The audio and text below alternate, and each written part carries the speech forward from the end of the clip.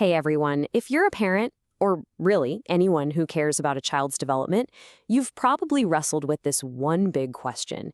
How do we get them to go beyond just, going through the motions of faith?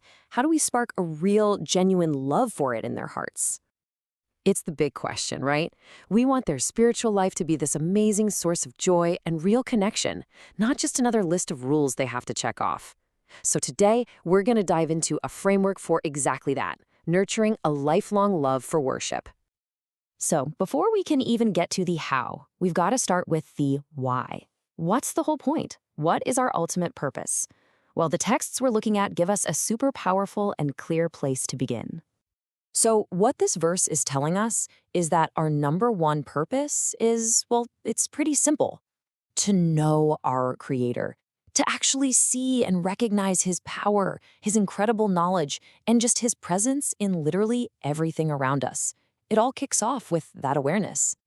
And when you start with that knowledge, it naturally leads to what we can call our highest mission, to worship Him.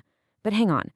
What does that word worship, or in Arabic, ibadah, what does it really mean? Because I promise you, it is so much bigger than what most of us think. Okay, let's really get into this, because understanding the true heart of worship is the key that unlocks everything else. We're not just talking about prayer or fasting here. We're talking about a complete way of being. So, at its very root, the word ibadah in Arabic means this state of deep, profound humility and surrender. It's about knowing your place as a servant before the one who is worthy of all that worship. But then, the brilliant scholar Ibn Taymiyyah gave us this definition that just blows the whole concept wide open.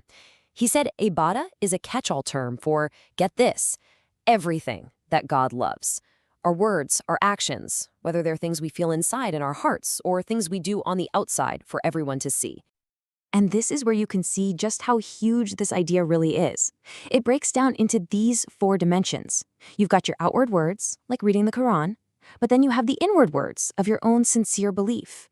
You've got outward actions, like praying or giving charity, and then you have the inward actions of the heart, love, hope, and that healthy sense of awe. See? It's all connected. These 3 emotions right here, love, hope, and fear, they're seen as the pillars holding up our worship.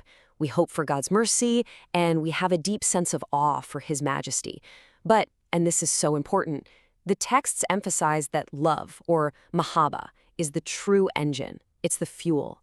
It's the driving force that makes everything else meaningful.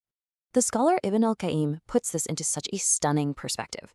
He says, look, it's not really that amazing that a servant loves his master. I mean, it makes sense, right? He's completely dependent on him.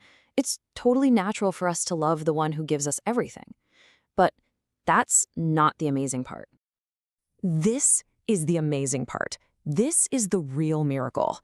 What is absolutely mind-blowing is that the king, the master, who needs absolutely nothing from anyone, chooses to show his love to his servants. He showers them with blessings and mercy, not because he has to, but just out of pure, unconditional love. So this is a total game changer. Our goal isn't just for us to become people who love God. The ultimate prize, the higher goal that we should be teaching our kids to aim for, is to become someone who is beloved by God, to be on the receiving end of that incredible divine love. Okay, so we have our why and our what. Now we get to the really important part. The how. With this huge shift in our perspective, how do we actually go about nurturing this kind of love in our kids? Let's dig into some core principles. And you know what? This all begins with us. As you can see, it's all about being a living, breathing example, teaching those core beliefs with clarity and always connecting everyday life back to the Creator. But the real foundation of all of this is our approach. It's got to be gentle, it's got to be kind. It's about building a child's self-worth based on their value to God, not ruling them through fear. This quote from Aisha, the wife of the Prophet, it's so profound. She's explaining that the Quran didn't start with a bunch of rules. It started with the big picture, belief, our purpose, what comes next. It built a foundation of love and awe in people's hearts first. And only after that foundation was rock solid were the laws introduced. This principle is key. Start with the why before you get to the what to do. And hey, it's not just on us as parents. Teachers play a massive role. A child's faith can often be a direct mirror of their teachers. We're even given this scary story about a teacher who seemed amazing on the outside but secretly corrupted his students' beliefs for their entire lives. The takeaway is clear. Be so careful about who you trust with your child's spiritual education. So, to bring this all home, we've got this really practical 7T framework. It's built on a few simple ideas. First, focus on the feeling. Make worship something they love, something that's enjoyable, not a chore. Second, focus on your method. Get creative, introduce things one step at a time, and make it easy to understand and do. And finally, focus on the relationship. Motivate with encouragement, praise their effort, and, most importantly, do it together. And as we try to apply all these principles, we just have to remember a fundamental truth. Our job is to put in the sincere effort. Our job is to plant the seeds with love and with wisdom. But the ultimate outcome, the guidance of a person's heart, that belongs entirely to God. We do our best and we put our trust in Him. So I'll leave you with this question to think about. This isn't about some huge overnight change. It's about the small, consistent things we do. So what's one simple step you can take today to help a child in your life move from just doing worship to truly loving it? Thanks for joining me for this explainer.